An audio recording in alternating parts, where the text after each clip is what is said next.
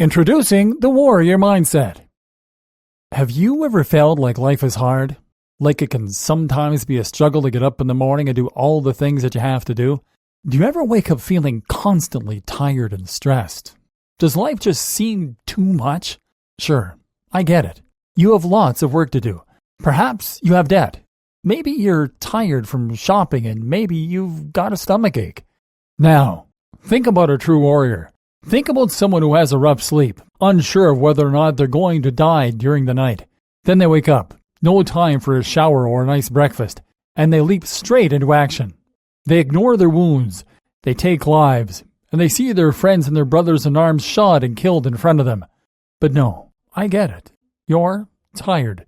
You had to work until 6 p.m. last night. What I'm getting at is that your life isn't really that hard. You might think it's hard, and sometimes it might even feel hard. But there are people out there with much worse lives than you. There are people out there who live with crippling illnesses and don't have 2 cents to rub together. And many of them do this with a dignity, a grace, and a bravery that puts the rest of us to shame. You see, the warrior mindset actually has nothing to do with combat. In fact, the hooligans that start bar fights and that think they're tough for starting fights are about as far from true warriors as it gets. Ask anyone who has seen real combat if they would want to risk their health and waste their energy on looking for trouble. The warrior mindset is different. This is about knowing what you want and going for it. It's about being tough, and it's about not letting little things get you down. It's about pushing ahead with what you know is right. And it's about carrying responsibility and hardship on your shoulders with dignity and pride. It's about not letting your emotions get the better of you. And it's about not taking the easy road to solve your problems. What is the warrior mindset? So where does this title and this approach come from? What is the theory behind the warrior's mindset? Of course, it comes from our romantic image of the warrior, and from stories of warriors from history. It comes from tales of our bravest men and women who fought actual battles while remaining cool-headed, sacrificing themselves for others and doing incredible things. Now, we all know that in reality, not every warrior fits this mold. For every heroic individual who put themselves in the line of fire, there would have been hundreds of other soldiers that complained, that were in it for the wrong reasons, or that wouldn't put themselves in danger for others. Romanticizing warfare is in fact a terrible idea. It is a truly horrific state of affairs, and very few people feel like warriors when they are faced with enemy fire. But it's that image of the ideal warrior that we're looking at here, and at history's greatest warriors like the samurai or the Spartans. The point is that some people manage to stay cool and calm, even in the worst situations. Some people constantly forge ahead and do not allow small inconveniences or lack of creature comforts stand in their way. And those people put us to shame. Those people make our complaints seem very minor indeed. Now imagine if you could take that same mindset and apply it to modern life. Instead of getting tired or bogged down, instead of being distracted and tempted, you would instead drive forward with an unstoppable, bulletproof mentality. Your enemies would quake knowing that there was nothing they could do to stop you and your career obstacles. Relationship goals and financial plans would all crumble beneath your will. If you apply an iron will and warrior mentality to a modern lifestyle, you get extreme efficiency, determination, and pride. Self-discipline, determination, and self-sufficiency are traits that make us strong and that help us get what we want. They are traits that make us good parents, good friends, and good partners. They are traits that help us to live with ourselves and to earn respect and admiration from others. Imagine if you had the mental toughness to sit in a freezing cold shower for hours on end. Imagine if you weren't faced in life-threatening situations. Take those traits and then put them up against the absolutely measly challenges that most of us face today. They would fall like dominoes. Having a warrior's mindset and going through modern life is like bulging with muscles and having to lift 5 kilograms. Developing that warrior's mindset is like a workout for your mind, your philosophy, and your soul. It will make you unstoppable. The aim, what it takes to be a warrior. So what are the tenets of the warrior mindset? What words can we use to describe the modern warrior? Here are just a few. Courageous, self-disciplined, principled, strong-willed, kind, growth-oriented, self-sufficient, protective, self-sacrificing, calm, responsible, motivational, inspiring, charismatic, noble, powerful, modest, though not necessarily humble. These are just some of the traits that a true warrior should strive for. These are some of the things we will be looking to cultivate and better understand throughout this training. Another great description of a warrior comes from an unlikely source, the Disney film Mulan. These quotes are from the song "I'll Make a Man Out of You," but in fact, they can apply equally to a woman. Oh, and in case you don't want to learn lessons on chivalry from a Disney film, consider the fact that Jackie Chan sang the Chinese version of the song. He's one of life's true warriors, so perhaps that gives it just a little more weight. Tranquil as a forest, but on fire within. Once you find your center, you are sure to win. We must be swift as a coursing river, with all the force of a great typhoon, with all the strength of a raging fire, mysterious as the dark side of the moon. Still and calm on the outside then, but with great power and strength on the inside. Not driven by impulse or whim, but by a greater purpose. Never bending to the will of others, and never giving up when the going gets tough. That is the warrior spirit. Times you are not a warrior. You probably don't live on the battlefield, and you probably hopefully will never need to see combat, although this training will ensure that you are ready in case you ever do. But there are plenty of ways that the warrior mindset will apply in your day-to-day life as well, and plenty of opportunities to demonstrate what it takes to be a warrior. Perhaps the easiest way to consider this is to look at all those times that you weren't a warrior in your life. These are the times when your fear, your anger, or your lack of motivation and willpower got the better of you. Consider this. You wake up in the morning and realize your favorite shirt is torn. You spend the rest of the day angry with everyone, sulking and not focusing on your work. This very small inconvenience has ruined your ability to stay productive, and it has made other people feel bad. It's raining out, so you call off your plans to visit your friend down the road, who you know is looking forward to get together.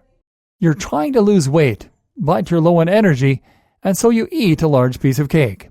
A friend faints at a party, and instead of staying calm and following a correct protocol to make sure they're okay, you instead get in a flap, scream at everyone, and make matters worse. Your boss needs you to complete an assignment before you go home. You resent the idea of staying later, and you're feeling tired, so you rush it and put in less than your best work. You have been telling friends for years that you're going to write a book, and that it is your dream to become a published author. You get home, and the first thing you do is crash on the couch and watch trashy TV. You see horrific acts of violence on the news, and are stirred to react by voting for extreme right-wing political movements.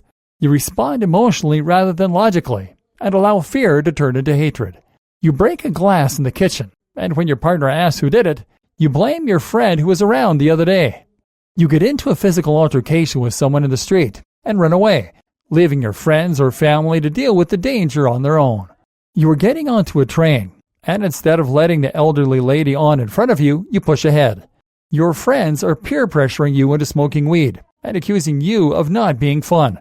Smoking weed is something you have no interest in, but in this hypothetical situation, you let yourself get talked into it for fear of appearing lame.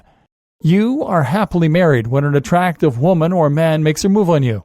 You give in to your momentary impulse and you sleep with him, effectively wrecking your relationship with not only your partner, but your children as well.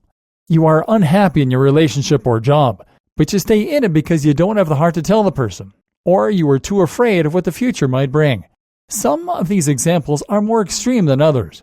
Of course, there is a big difference between eating ice cream when you really shouldn't and being swayed by hate speech. And occasionally, losing your cool is normal. But while these points might all seem very different, they essentially come from the same thing: weakness.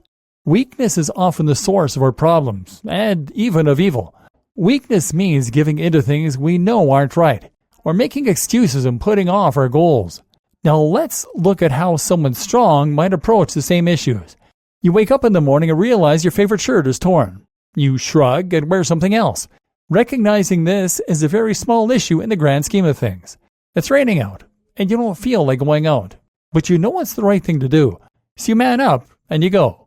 You're trying to lose weight, but you're low on energy. You dig deep, find that fire within, and head to the gym.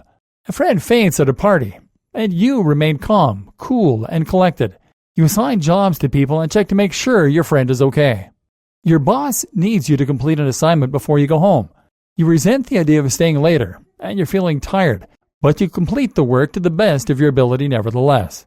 You speak to your boss about putting you in that position again. You have been telling friends for years that you're going to write a book, and that it is your dream to become a published author. You get home and resolve to write 2 pages a night. You see horrific acts of violence on the news, and are stirred to think more deeply about what gives these problems room to grow. You recognize that you are not statistically in danger, but that the world is currently hurting. You ask what you can do for your community. You break a glass in the kitchen, and when your partner asks who did it, you own up and face the consequences. You get into a physical altercation with someone in the street. You make sure your family and friends are safe while trying to calm the situation as best you can. You were getting onto a train, and you always stop to let the old lady on first, and the old man, and anyone who was there first. Your friends are peer pressuring you into smoking weed and accusing you of not being fun. If you want to, you do it. If you don't, you don't. You are happily married when an attractive woman or man makes their move on you. You have control over your feelings, so you turn them down. You are unhappy in your relationship or job, so you discuss that unhappiness with the other party and look for ways to improve the situation. And that might mean finding a new job or ending the relationship, but it is better than dragging it out. The warrior is mentally and physically strong, and this allows them to stick to their code of ethics and to work towards their vision for a better future, instead of doing what makes them feel good in the short term. Ultimately, this leads to much better happiness, much greater peace, and much greater pride, and not just for you, but for all those around you. The fire within. That line, the fire within, is one that speaks great volumes about the warrior mindset, and it calls to mind lyrics from another song, Hearts on Fire by the excellent band Survivor. A great line from that song goes, "In the warrior's code, there's no surrender. Though his body says stop, his spirit cries never." So what is this telling us about the warrior mentality? Simple. Warriors don't give up, and they don't give in. I also enjoy Vegeta's line, "You may have invaded my mind and body, but there's one thing a Saiyan always keeps, his pride." So how do you gain this kind of iron will and determination? How do you develop the unstoppable ability to never give up? It starts by knowing what you want to achieve, and by having a set of your own principles. To use yet another quote, Alice Cooper and Exhibit saying, "If you don't stand for something, you will fall for anything." And this is completely true. If you have no specific goal and no set of values that are entirely your own, then how can you be expected to stick rigidly to those values? If you haven't defined who you are, what you're about, and what is important to you, then of course it will be easy to get tempted by good food, trashy TV, or other easy options. Of course, it will be easy for you to be swayed by the influence and the politics of others. Moreover, having a goal is what will give you the motivation and the energy to get up and work toward the things you are truly excited about. Think about someone like Arnold Schwarzenegger or Dwayne Johnson. These are people who have accomplished incredible things, and part of the reason for that is undoubtedly their seemingly endless energy, their ability to get up every single day and know what they want to do. Can you imagine seeing The Rock look tired and dejected? Have you ever seen Arnold Schwarzenegger look indifferent or bored? These people have tireless energy, but it comes from a vision and a goal. And so it is with all the most accomplished people throughout history. Arnie said this of his burning desire and how it led him to accomplish his goals. "With my desire and drive, I definitely wasn't normal. Normal people can be happy with a regular life. I was different. I felt there was more to life than plodding through a normal existence. I have always been impressed by stories of greatness and power. I wanted to do something special, to be recognized as the best. I saw bodybuilding as a vehicle that would take me to the top, and I put all my energy into it." The point is, knowing what you want from life will fuel you with energy, whether that is wanting what's best for your family, wanting to achieve creative accomplishments, wanting to reach a certain point in your career, etc. Think about a new parent. Parents have seemingly endless energy and will sacrifice their sleep, their finances, and their happiness to look after their children. They can accomplish anything because they have found something greater than themselves. A parent's love will give them that warrior's mindset, but you can't rely on just that. In order to accomplish the most and to build the best world for your family and friends, you also need something that is intrinsically motivating to you.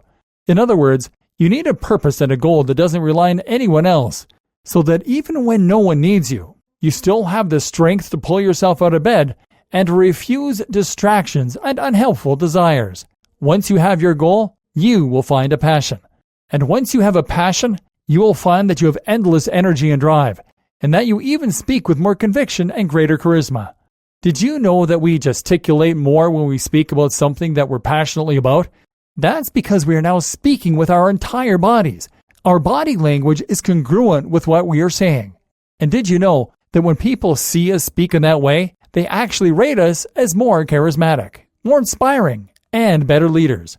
When we really believe in what we are saying, we will be more efficient at getting others to believe it. This is how movements are started, and this makes us far more attractive and magnetic. And with your goal and your objective, you will be better able to make decisions and to avoid unnecessary distractions. You will be more decisive and you will be more impressive. Why? Because you can consider every decision through the following lens. Does this help me to achieve my goals? If the answer is no, then you need to do something else. What career path should you take? The one that helps you to achieve your overarching goals. What party should you vote for? The one that helps you to fulfill your vision. Goals and the warriors. The point of the goal is to have something that is greater than yourself, something worth fighting for. The single-mindedness is something that was central to the psychology of all of history's greatest warriors, though it took a very different form. Historically, you had your samurai and your knights. A samurai's training went to great measures to ensure their loyalty to a shogun, a master samurai. They would be willing to die for their shogun, just as king's knights would be willing to die for king and for country. Today, though, this is dangerous thinking. We are all too aware that our politicians are flawed, and we've seen how blindly following a leader or a set of beliefs can lead to terrible atrocities.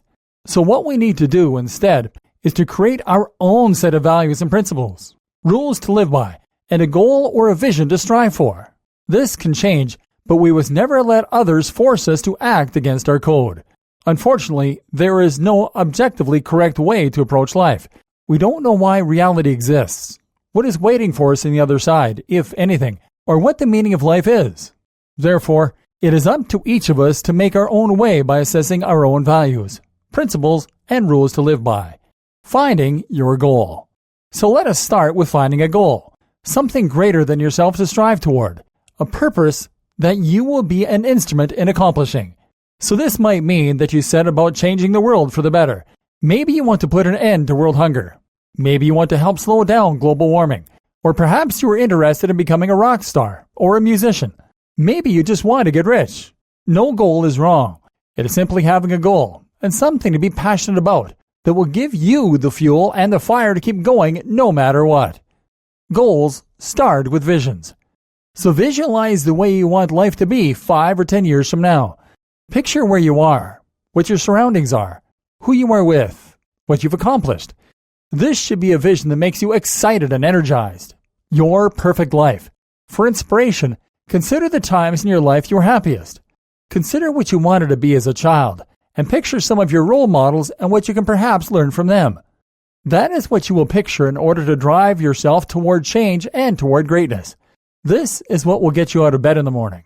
And then on top of that, you're going to structure your goals into smaller, more measurable steps that will help you to reach your destination, creating your own code of ethics.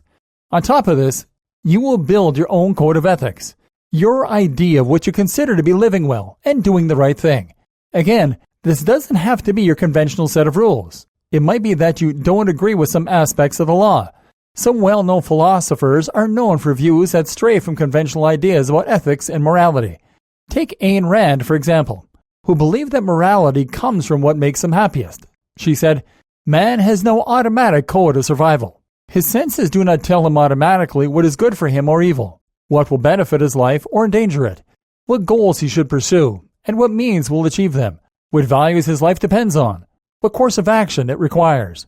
Man must choose his actions, values, and goals by the standard of that which is proper to man, in order to achieve, maintain, fulfill, and enjoy that ultimate value, that end in itself, which is his own life." She believed that individual morality should be based on what makes that individual happiest. That means working on things that you love. improving yourself or protecting the ones you care about, who in turn make you happier. Rand would suggest that we should look after our families and our loved ones, pursue our passions and our self-betterment, and that way contribute to society. Whatever you believe your code to be, write it down, and then commit to stick to that code. That way, you won't be persuaded by other people. You will be able to fight for your values, and people will know where they stand with you. That said, you also shouldn't be afraid to evolve and adapt your ideas over time. That is why it is so important to keep reading and keep learning. Keep up to date with politics and what is going on in the world. Read philosophy and reassess your values. There is no value in sticking to one set of goals or principles indefinitely and refusing to readdress them, as ultimately this becomes a lie as much as any other. You should not vote a certain way because you've always voted a certain way, and you should not be afraid to reassess the way that you feel about certain aspects of your code. The point is that you will not break your code of conduct while it exists. You have standards to uphold, and the simple act of upholding them will make you a stronger, braver, and more impressive individual. And note that in the ideal scenario, there should be some interplay between what you believe, your personal code of ethics, your goals, and your political views. Hopefully, you have a vision for where you think the world should go, what you think life should be like. Your goals are there to help you achieve that, while your code of ethics should also ensure that you don't miss the trees for the forest.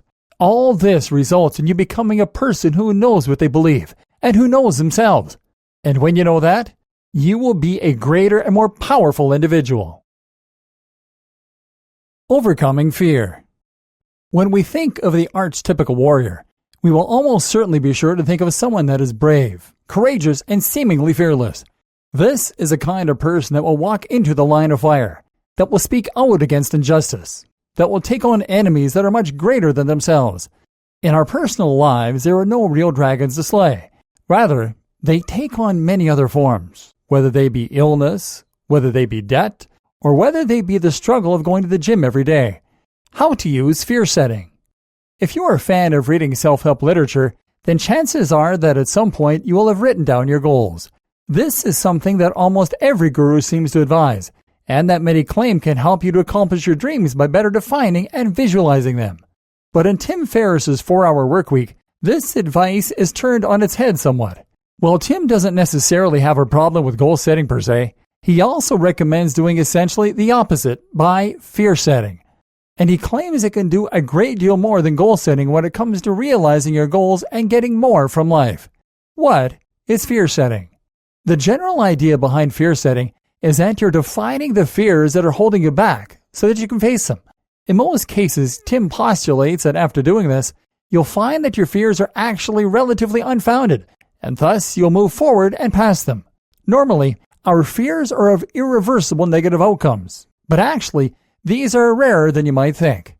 So what you do is to write down the absolute worst possible outcomes for doing whatever it is you want to do, and then write down all the ways you'd cope with the situation or possibly reverse it.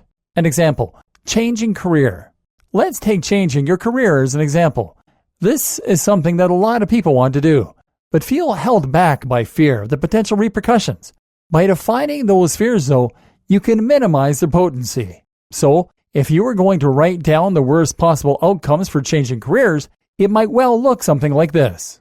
I might leave my job only to fail to find another job. I might be unable to pay the mortgage and thus be forced to move home. This could upset my partner so much that they leave me. I might get the job I think I want and find out I hate it more than my last job.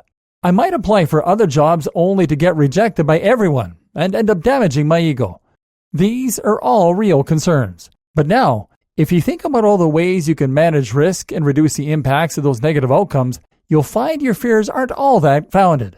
I can look for jobs without leaving my current job to avoid the risk of unemployment. No one has to know. This will also be a lot less reckless in the eyes of my partner. Alternatively, I could speak to my boss about my problems and see if there are other positions within my organization. If I do end up out of work, I could always speak to my old boss about getting my job back, or work in a supermarket while I look for other work.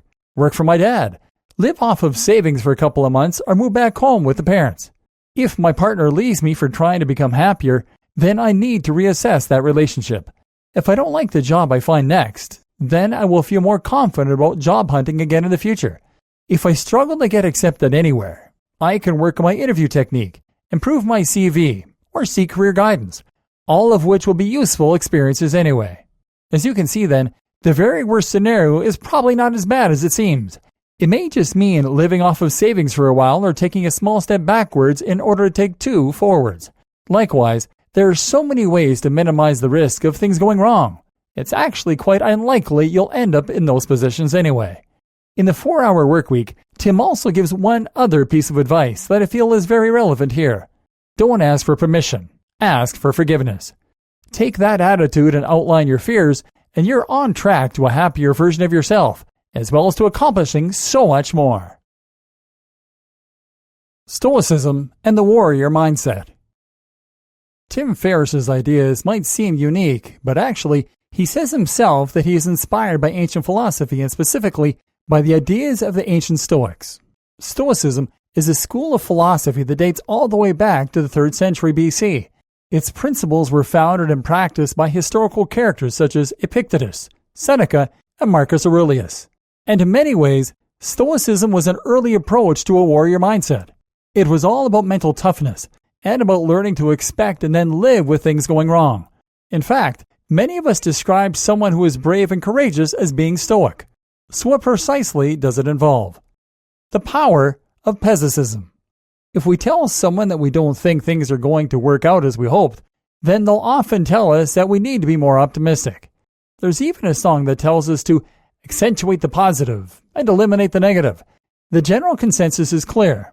Being positive is a good thing, and being anything other than positive is unacceptable. But is this really the best way for us to approach our problems? Or is it perhaps actually quite damaging to constantly be blinded by optimism? Does it leave us vulnerable to disappointment and potentially easily caught off guard? Is life expected to be constantly sunshine and rainbows, the precise opposite of a warrior mindset? Wouldn't a warrior accept and embrace the fact that life is going to be hard and then toughen themselves up to deal with it? That's the view held by Stoics, at least when you delve into the philosophy. You might find that they actually make a very good case for pessimism.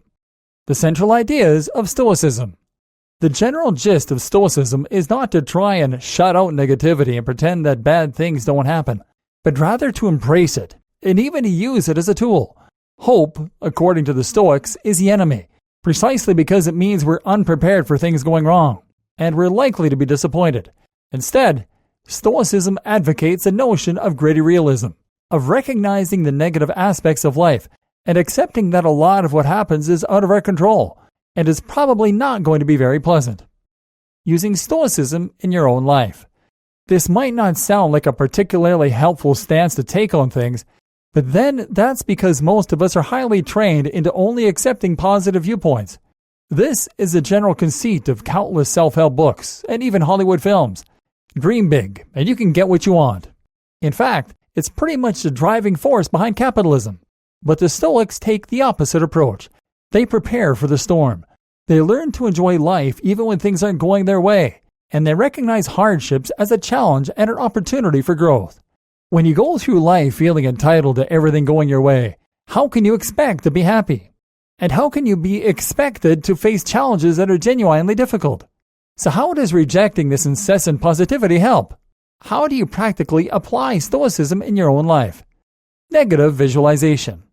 One suggestion from Stoicism is something called negative visualization, the idea that you visualize your fears rather than your goals.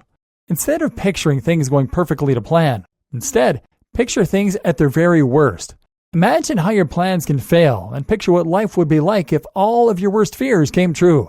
What this does is to first help you to prepare for those worst-case scenarios. Once you know what your fears actually look like, you can then think about how you would cope in that scenario. Often, you'll find that this worst-case scenario is not as bad as you at first thought it would be. And in other cases, you'll find that you can actually find ways to cope with that situation. This removes fears that could otherwise hold you back, and means that you aren't blindly ignoring what could potentially go wrong.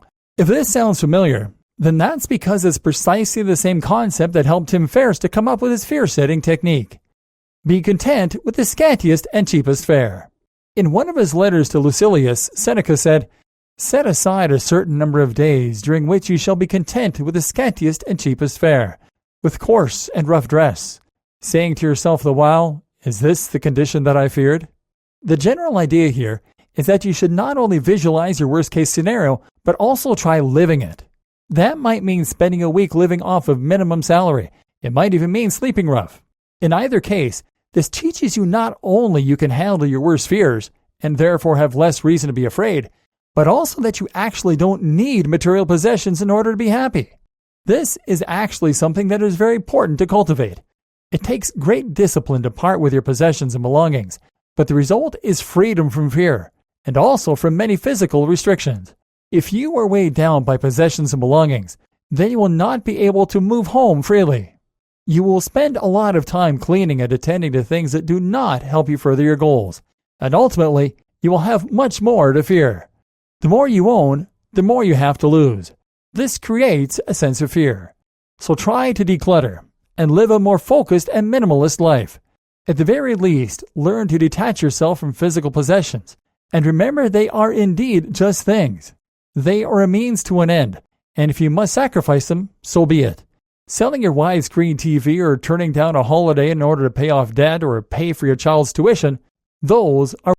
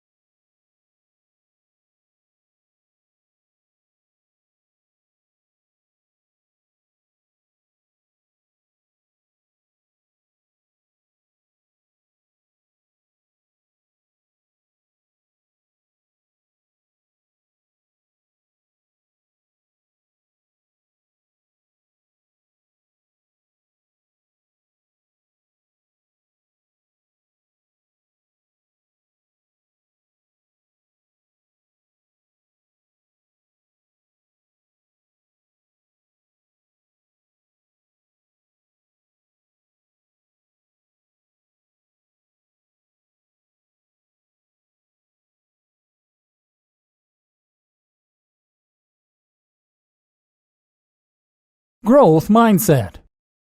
In the last video, we looked at the importance of overcoming fear, even overcoming a fear of death. And similarly, it is equally important to be willing to be uncomfortable and to experience small amounts of hardship. How can you lose weight if you're afraid of dieting? How can you expect to progress in your career if you shy away from hard work? But this is a reality for many of us. We are simply unwilling to do things we don't want to do, or to put up with hard times. We have become exceedingly weak, and it's ultimately making us unhappy. Why we become weak? Consider your dog and compare them to a wolf. If you don't own a dog, consider one you know. Look at the differences. Your dog might be loving, loyal, and fun, but it is entirely dependent on you. It wouldn't survive a day in the wild, and it's certainly not a warrior like the wolf is. Why not? Because it has been domesticated. And that, my friend, is your problem as well. We have not only become domesticated, but we have also become lazy, spoiled, and overly indulged. In modern society, everything is disposable. Everything comes easily, and we never have to wait. Hungry? Order some takeout. It will be at your door in 5 minutes, and it will be packed with salt and sugar so you feel a rush of reward hormones. Bored? Turn on the TV and laugh at someone falling over. Need information? Just ask Siri. Want to get in a better shape? Nah, that seems like a lot of effort. Being so constantly indulged in whatever we want means that we find it harder than ever to put in effort when it is needed. Why would we put in effort when we have so much so easily? And likewise, when we are used to getting whatever we want, we feel absolutely distraught when the shower doesn't heat up properly. And here's the thing. In the wild, you would have only had cold water to wash in. Eating would have required hunting or foraging in the rain while avoiding predators. You could be so much stronger and so much tougher, mentally and physically. But as we are, we're fat, lazy, and low on motivation. How to get tough. So, with that in mind, how do you go about getting tough? The first thing you need to do is to try living with less. We discussed this already in our video on Stoicism, but traveling is a fantastic way to accomplish the warrior mindset. That means traveling and staying in hostels, not booking hotels the night before, only taking a few clothes. I have been on a few journeys like this myself. I went on a trip around Europe and took only a backpack to get by. I remember lying at a train station in Poland in the snow, unable to read the signposts, despite my Polish heritage, and not knowing when the next train would come, or even where I was. This was before data roaming or 3G, so that was out of the question too.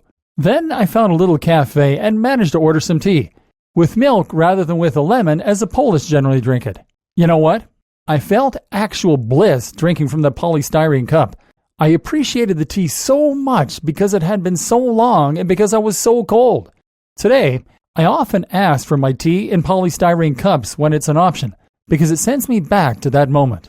And this is what you realize when you force yourself to do without. You learn that the little things can bring you a lot of joy, that there is reward and happiness to be found in every moment.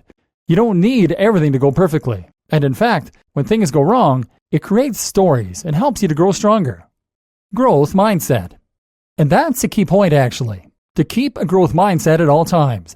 Each challenge that comes your way is a chance to get stronger, smarter, and better.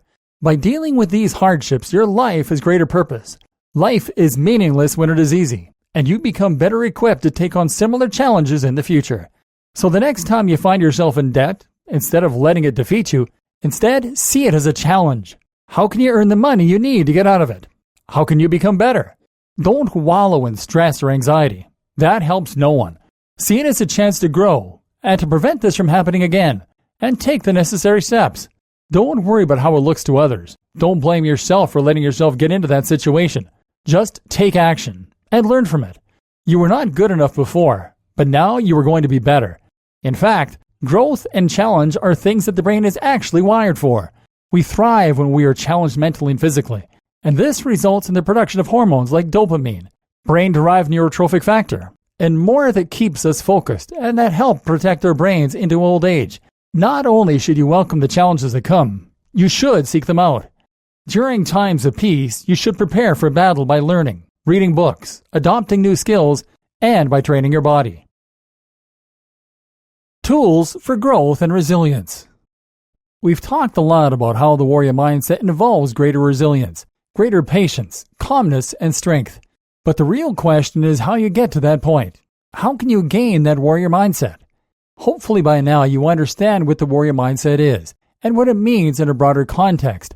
But how can you overcome your weaknesses and your urge to eat cake, to relax, and to take the easy options? Here are a few powerful tools that will help you to grow and become stronger.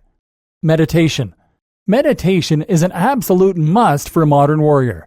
This is one of the single most powerful tools for transforming your mindset and for giving you the resilience, toughness, and sense of calm you need to choose how you react to your emotions and feelings. Meditation is simply the practice of concentrating your mind, of emptying your brain of thoughts, and of learning to avoid distracting ideas and impulses.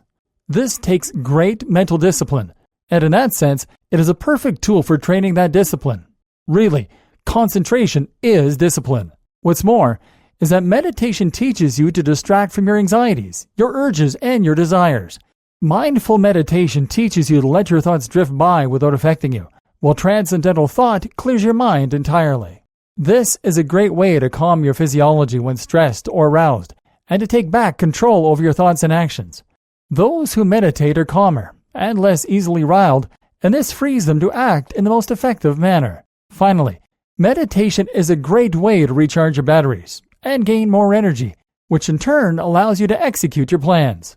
Seinfeld credits meditation with providing him with endless energy. He says that he would likely still be doing the show and wouldn't have burned out had he already regularly practiced TM, Transcendental Meditation. I'll get up at 6 a.m. My kids get up about 6:45 a.m., and so I do the TM before anybody gets up. And how does it feel?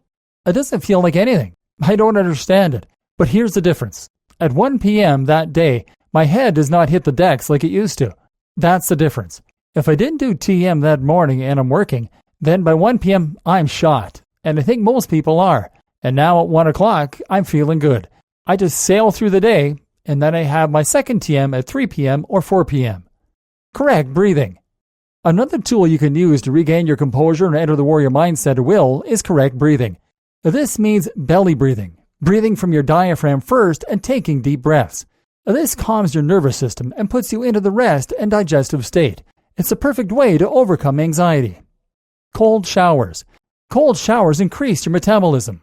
They help you produce more testosterone, and they cause a flood of adrenaline. They can actually strengthen your immune system too. In other words, they're actually good for you and a great way to start your day. But at the same time, they hurt and they suck. This is a terrible shock to the system, and it's the last thing you want to do, which is precisely why it is ideal for your warrior training. Taking cold showers requires incredible mental discipline, and if you can force yourself to do this every day, then you can achieve just about anything. And as a fun fact, Hugh Jackman said that he used cold showers as a way to get into the mind of Wolverine for the X-Men movies. Now there's a warrior that you could afford to be like. Strength training and martial arts. What do all the warriors through history have in common? They are not just mentally tough, although that has been the focus of this training. They are also physically tough. This is very important because physical toughness gives you the strength, the resolve, and the power to be confident and to make a stand when you need to fight for your values. It is important where possible not to fight, but actually being formidable physically will help you to avoid the need to fight. Not only that, but it will give you the ability to protect the ones you love. And both martial arts and weightlifting will help you to grow while also instilling great self-discipline. To increase your chances of succeeding on your journey, take up a martial art and endeavor to hit the gym 3 or 4 times a week.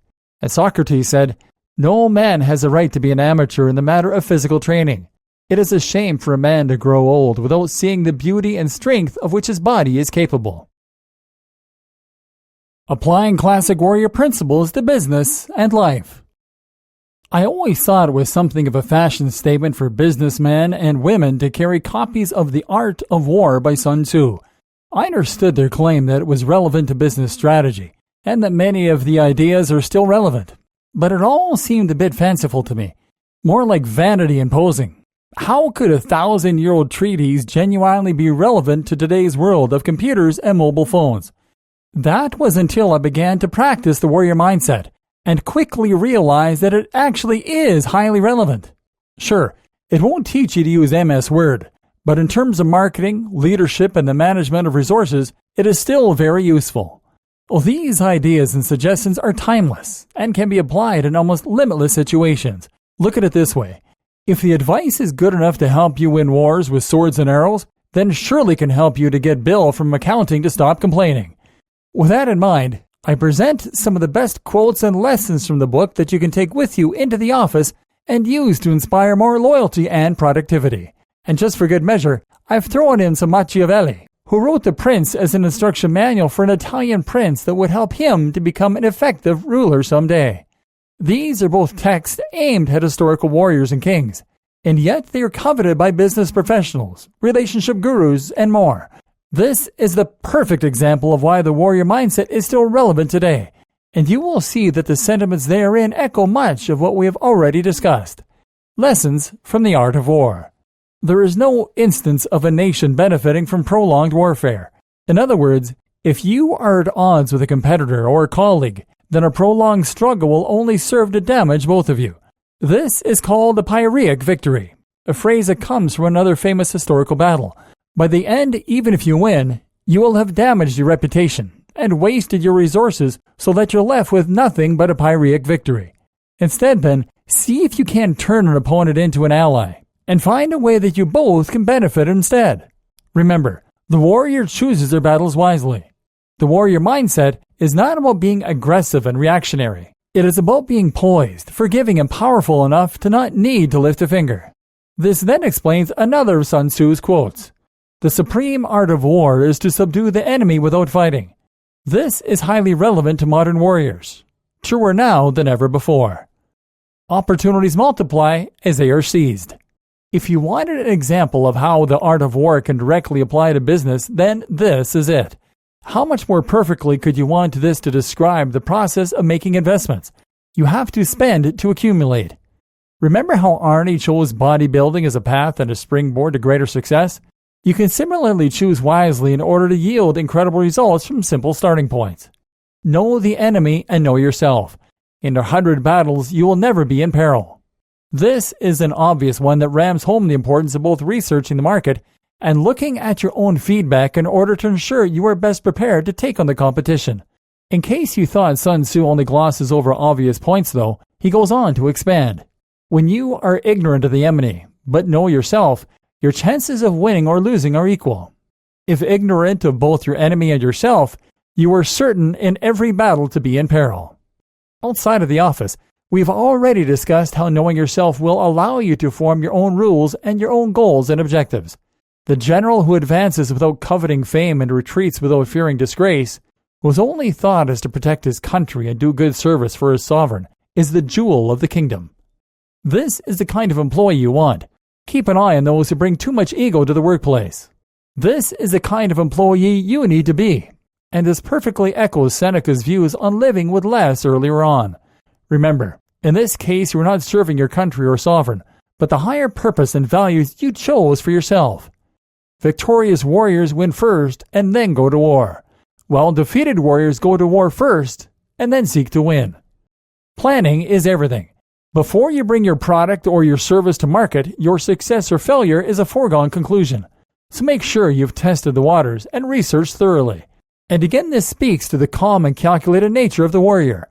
The warrior does not rush in headlong, despite their control over their fear. Lessons from the Prince. Whosoever desires constant success must change his conduct with the times. This is particularly important to note if you run a large organization and are in danger of resting on your laurels. Be thinking one step ahead at all times if you want to avoid the same fate as Kodak. This echoes the sentiments we discussed earlier too, about being willing to change your principles and adapt where necessary. But this should come from within, not from without. Men ought to be well treated or crushed, because they can avenge themselves of lighter injuries, of more serious ones they cannot. Crushing your opponents and employees may not be encouraged in ethical business. Interestingly, Sun Tzu is actually much more of a pacifist than Machiavelli, but the point is still valid. Don't make enemies, then give them time to lick their wounds. As far as possible, the warrior should avoid combat and confrontation. They should seek to please everyone and find the most mutually beneficial outcome. However, if you do decide to engage in competition or combat, then you must act with finality. The wise man does at once what the fool does finally, i.e., Time is money, and indecision is a recipe for failure. Entrepreneurs are simply those who understand that there is little difference between obstacle and opportunity, and are able to turn both to their advantage. This is far more literal than you might think. Opening a tin of beans easily, challenge or opportunity. This is similar to the ideas we discussed earlier about seeing challenge as a chance for growth, and how crazy it is to think that Machiavelli might have had such relevant and useful advice for modern entrepreneurs. Yet more proof that the warrior mindset is timeless, and just as important today as ever before. Anything can be approached as a warrior. I highly recommend reading these books as part of your evolution and your journey to becoming the best version of yourself. They belong in every warrior's reading list. Taking a harder road. We're reaching the end of our journey together now, but yours is only beginning. It's time to start putting yourself out there, testing yourself, growing, taking on challenges and deciding what's important to you. It's time to stop fretting the small stuff, to cease the creature comforts and to embrace a more challenging and demanding life, because that's where the value comes from, and that's what will make you great. But a word of caution before you go. This is going to be tough. You're going to find that sometimes doing the right thing and ignoring your emotional response means saying things people don't like. Sticking to your principles will mean upsetting the apple cart. Forgetting how you look will lead to sometimes being shunned. Forgetting physical possessions will leave you sometimes feeling destitute. But if you know yourself truly, if you know your goals, you know what you want, and you know the principles you want to live by, then you will know the right things to do, and you should have the strength to do them. And that means living with the consequences. And that is the last lesson I want to impart upon you. Be willing to face the music. Be willing to put yourself out there. Take risks, and then face the flack that comes your way. This all follows from the lessons on Stoicism, minimalism, and fear that we have already considered. But it is highly important. As soon as you learn that sometimes you'll get things wrong, and you accept and learn to deal with the outcome, you'll find that you become a more decisive and more efficient individual. People who are afraid to make the wrong choice and who don't want to upset anyone will never be able to make decisions. They'll always be on the fence, and they will lack conviction. That's not you. You are a warrior, and that means you need to follow your own path and face the consequences as a mature adult. You will ask for forgiveness and not permission. And if you don't get it, as long as you have done what's right by you, then you forge ahead anyway. You are the warrior.